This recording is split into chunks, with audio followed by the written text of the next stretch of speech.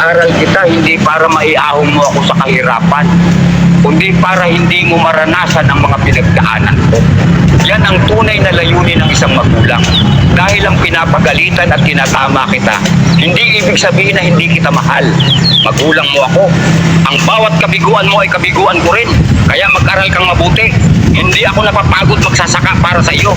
Nanindot ka happy na mong pobre kay dili ni arti.